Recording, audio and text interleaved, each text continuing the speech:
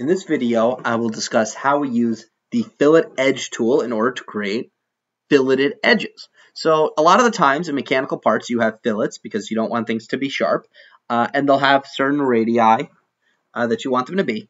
So let me put some fillets on this guy right here. So the way we do it is we use the command fillet edge. Be careful not to use fillet.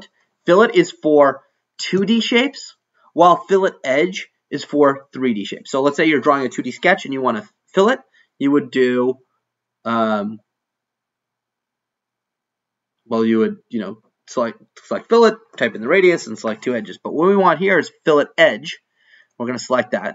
Now the first thing you're going to do before you select your edge, is you need to enter in your radius. There's 2 ways to do this. You can click on radius in the command bar, or you can press down on your keyboard, go down to radius, hit enter, and you can enter the radius you want.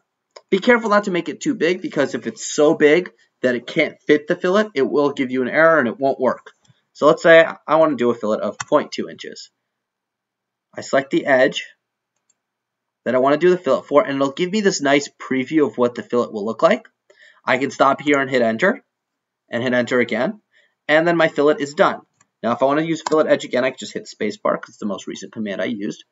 And I can use that same radius I used before, or I can change it. Let me make it 0.5 this time.